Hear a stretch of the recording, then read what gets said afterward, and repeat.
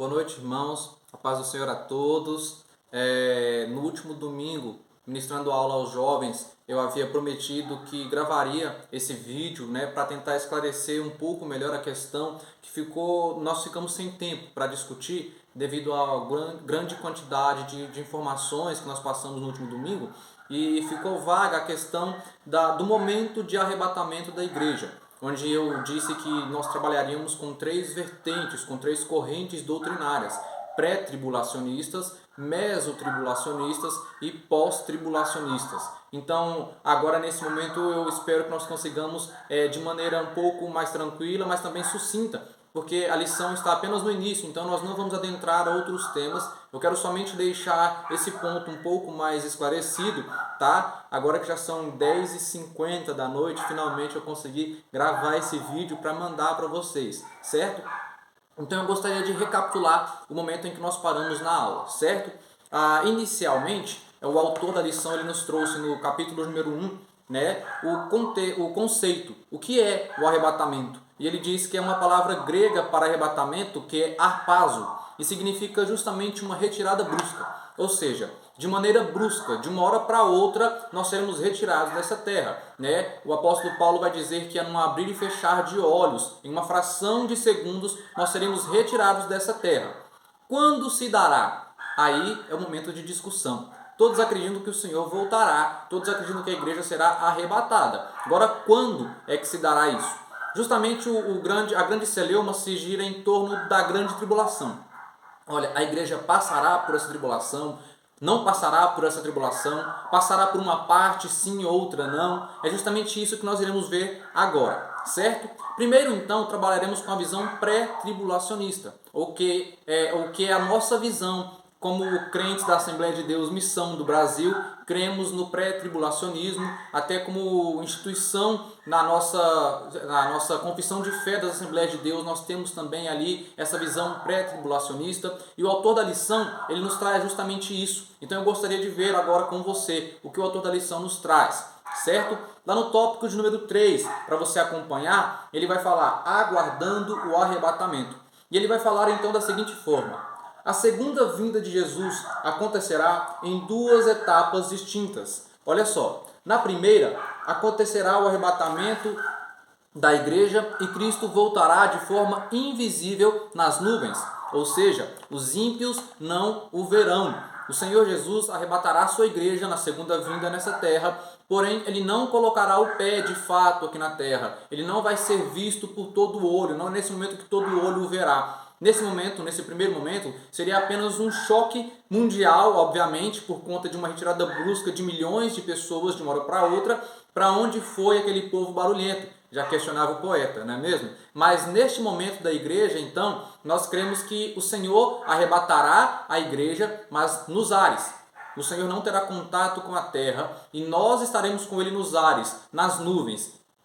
Para poder deixar bem clara a segunda fase, ou seja, a primeira fase, então, o Senhor arrebata nas nuvens. Na segunda fase, o autor vai dizer então que em segunda etapa acontecerá no fim da grande tribulação, e dessa vez todos verão a Cristo acompanhado dos crentes que foram arrebatados. Ou seja, na primeira fase, na primeira etapa, o Senhor vem e arrebata e busca a igreja.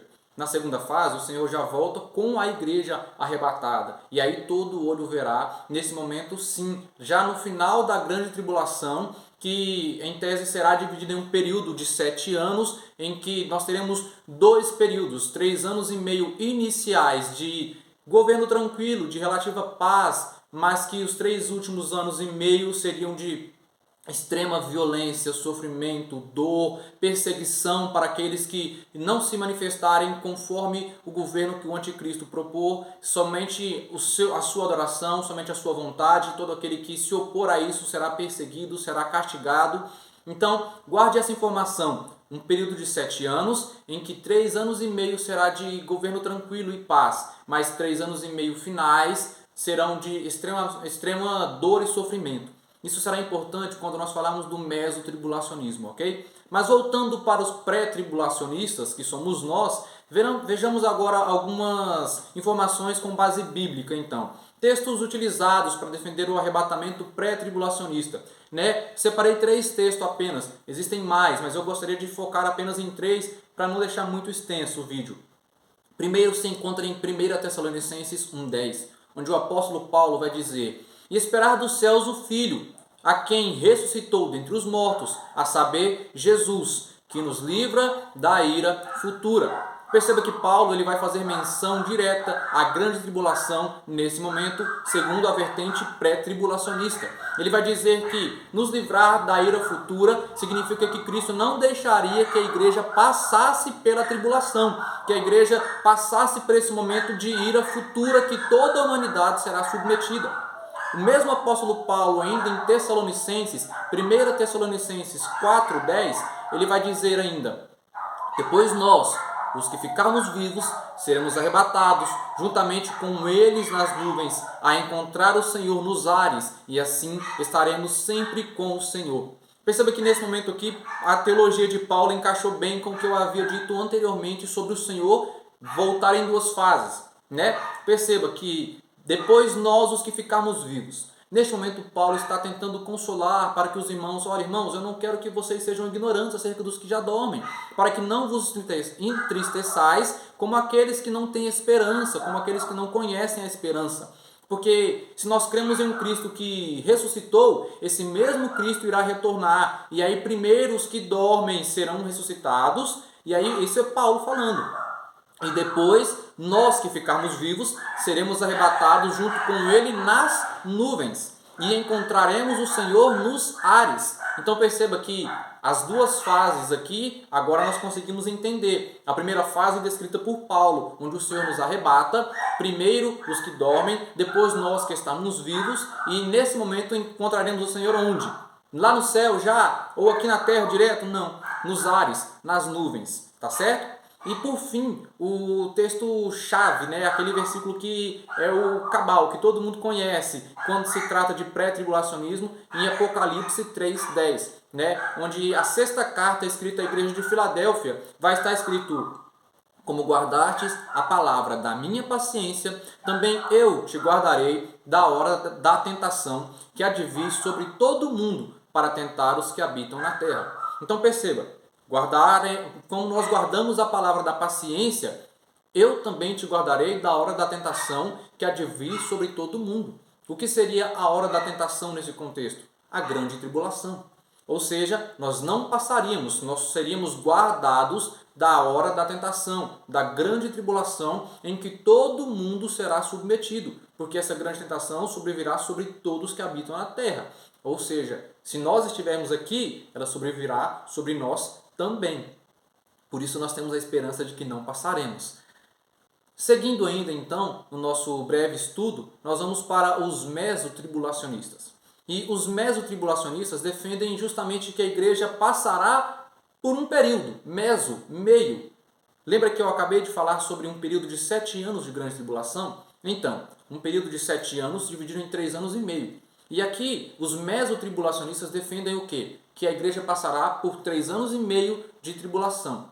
Só que os 3 primeiros anos e meio seriam um governo, em tese, não tão sofrido, não tão truculento, onde não haveria tanta perseguição ainda, pelo fato de que o governo do anticristo ainda não estaria totalmente instalado na terra, ou de que ele estaria tentando cativar as nações. E se ali se demonstrar alguém muito bruto, alguém muito brusco, muito radical, que já chega matando, que já chega com o pé na porta, obviamente ele será rejeitado pelas nações. Ninguém vai querer um ditador assim. Em tese, eu espero, porque da forma que as coisas caminham, mas em tese assustaria. E o que acontece então? Os 3 primeiros anos e meio, as coisas seriam razoáveis aqui na terra. E por esse período de 3 anos e meio iniciais, a igreja passaria. O momento em que o Senhor retiraria a igreja seria justamente ao final desse período de 3 anos e meio, onde aí sim o governo do anticristo seria totalmente radical, totalmente contrário a tudo que não for adoração ao próprio anticristo. Nesse momento a igreja não passaria, certo? A grande tribulação, segundo esse período então, nós vamos encontrar a base para ela, justamente escrito também em 2 Tessalonicenses, só que em 2 Tessalonicenses 2, capítulos 1 ao 3, eu gostaria de ler com vocês. Ora, irmãos, rogamo-vos pela vinda do nosso Senhor Jesus Cristo e pela nossa reunião com Ele. Que não vos movais facilmente do vosso entendimento, nem vos perturbeis, quer por espírito, quer por palavra, quer por epístola, como se o dia de Cristo estivesse já perto. Agora preste atenção no que Paulo vai dizer. Ninguém, de maneira alguma, vos engane, porque não será assim, sem que antes venha a apostasia e se manifeste o homem do pecado, o filho da perdição. Então perceba que no verso 3, Paulo está dizendo justamente, olha, ninguém vos engane. O momento que Cristo voltará e nos arrebatará não será antes de que se manifeste a apostasia, que nós já começamos a ver nas igrejas nos dias de hoje, infelizmente, tem aumentado, a apostasia tem crescido, e ainda sem que se manifeste o homem do pecado, o filho da perdição. Ou seja, o manifestar do homem do pecado nesse contexto não seria necessariamente a perseguição, mas tão somente a aparição. Olha, esse aqui é o filho do pecado e o mundo ainda não conseguiu entender plenamente isso, mas ele já está em ascensão, ele já está em governo, o seu governo já está em andamento, preparando para que comece a grande perseguição. Ok? Então, em 2 Tessalonicenses 2:3, nós temos a base principal, que seria justamente a instalação do governo do anticristo e a igreja passando por esse período, onde o governo está em adaptação, 3 anos e meio em que ele ainda está conseguindo organizar potências mundiais, conseguindo granjear líderes para si, conseguindo organizar, por exemplo, uma só língua, um só sistema financeiro, convencer a população de uma só religião, de uma só adoração, um só Deus. Ele estaria trabalhando para converter o mundo ainda. Nesse período, a igreja ainda estaria na terra. Se nós estivéssemos na Terra neste período, eu gostaria de perguntar como nós reagiríamos face ao governo do anticristo sendo instalado. Nós seríamos capazes de perceber? Eu e você, essa pergunta é para nós. Nós seremos capazes e percebendo, nós iríamos lutar contra isso? Mesmo sabendo que é algo que vai acontecer, é algo que é inevitável, como nós reagiríamos? Evangelizaríamos as nações sem medo ou nos esconderíamos? Percebi que começou o governo do anticristo. Agora eu vou aguardar em casa 3 anos e meio. O Senhor vai voltar e vai me buscar e eu não preciso fazer nada. Essa não é a postura do cristão. Precisamos nos atentar para isso também. Então, outro texto também que nós temos dos mesotribulacionistas ainda é uma combinação entre a trombeta de 1 Coríntios 15:52 e a trombeta do Apocalipse 11:15. Uma coisa é uma coisa, outra coisa é outra coisa, irmãos. Não confundam, por favor. Clésio, explica para nós. Agora não. Calma. Como eu disse lá no início do vídeo, nós estamos apenas no início da lição. E na lição de número 6, nós trataremos justamente sobre a grande tribulação. E lá há um tópico destinado justamente para isso, tá? Para selos, para a abertura dos selos, para as trombetas. Nós iremos destrinchar tudo isso lá. Se lá naquele momento for necessário fazer outro vídeo, eu faço outro vídeo. Eu tenho certeza que o Cleiton também se disponibilizará. E nós temos outros ainda pessoas na igreja que também sabem muito mais do que nós de escatologia e que também estará disponível para nos ajudar. Mas nesse momento vamos nos ater aqui então. A combinação entre 1 Coríntios 15:52 e Apocalipse 11:15 não faz sentido. Porque Paulo está falando primeiro de um momento em que a terra ainda não conheceu as outras 6 trombetas do Apocalipse, que na verdade elas vão se iniciar no capítulo 8, com a abertura do 7º selo, os 7 anjos com as 7 trombetas, e no capítulo 8 do Apocalipse vai começar as 4 primeiras trombetas. Só que essas trombetas serão bem visíveis, todos serão sinais que acontecerão, coisas na terra onde todos irão ver. A trombeta que Paulo fala é justamente aquela trombeta que o autor da lição diz lá no início, se você ler, que é uma convocação para o povo de Deus. Tocou a trombeta, opa, eu ouvi a trombeta, meu mestre me chama, eu preciso ir agora. Quando você está em uma guerra e toca uma trombeta, ela sinaliza algo. Há uma ordem a ser dada. E nós ouvimos a ordem então do nosso general, essa trombeta nos convocando para retornarmos para o lugar celestial, certo? Então, de momento é isso que nós precisamos saber. A base dos mesotribulacionistas ela é basicamente em 2 Tessalonicenses 2:3 e uma combinação entre a trombeta dita por Paulo em 1 Coríntios 15:52 e a trombeta descrita no Apocalipse 11:15. E por fim, os pós-tribulacionistas. Se você é um ser pensante, inteligente como já percebeu que então, se o pré-tribulacionista acredita que não passará pela tribulação de forma alguma. O mesotribulacionista acredita que passará por metade dela. O pós-tribulacionista, obviamente, acredita que passará por ela completamente. E aqui não necessariamente um período de 7 anos, tá? Eles não defendem um período próprio de 7 anos, 10, 15, não. Apenas um período de grande tribulação em que a igreja passaria completamente por ele, certo? Então, nessa interpretação, a vinda de Cristo ela se daria em um evento único. Perceba que tanto no pré quanto no meso, a vinda do Senhor ela se deu em duas fases, ok? No pré-tribulacionismo ele nos arrebata, já no início, antes da tribulação, e no meso-tribulação, e ele volta ao final da grande tribulação já com a igreja arrebatada. No meso-tribulacionismo, Cristo arrebata a igreja no meio da tribulação, e no final da grande tribulação ele retorna também para instalar o seu reino milenar. Já na pós-tribulação, não. Tanto a vinda de Cristo para arrebatar a igreja e acontece já a instauração do reino milenar, tudo de uma vez só, em um evento único, onde a igreja já passou por todo o período de tribulação, certo? E nessa interpretação pós-tribulacionista, nós temos ainda pré-milenistas, pós-milenistas e amilenistas. Mas o que é isso, Clésia? Explica para nós agora. Ainda não. Mais uma vez, cenas para o próximo capítulo, ok? Na lição de número 10, nós temos o reino do Messias, o milênio. Então nós temos uma lição toda dedicada só para vermos o milênio. E eu não quero atropelar as coisas, nós precisamos ir com calma nesse momento, certo? Então basta nós sabermos isso de momento. Pós-tribulacionistas acreditam que a vinda do Senhor e a instalação do reino milenar acontecerá em um evento só. E dentro dos pós-tribulacionistas, existem aqueles que são amilenistas, ou seja, não acreditam no milênio, pré-milenistas e pós-milenistas. O que significa tudo isso? Nós veremos daqui a algumas semaninhas. Aguarda, continue indo todos os domingos que você vai chegar lá. A base bíblica para isso, porque eles também não acreditam simplesmente por crerem, não. Base bíblica, certo? Em 2 Tessalonicenses 2,3, me parece familiar esse texto, não é? Nós acabamos de ver o texto. O que ocorre então aqui? Uma diferença na interpretação do texto. Enquanto mesotribulacionistas acreditam que, quando se diz por que não será assim sem que antes venha a apostasia e se manifeste o homem do pecado? Esse manifestar do homem do pecado para mesotribulacionistas é tão somente a instauração do reino. Para pós-tribulacionistas, não. É a concretização desse reino, é toda a instauração, todo o desenrolar desse reino e um período de perseguição, de morte, de sofrimento, e nós aqui na terra passando por isso. Nós não cremos nisso, mas existem irmãos que creem. O autor da lição fala em apostasia, fala em heresia, fala em heresias.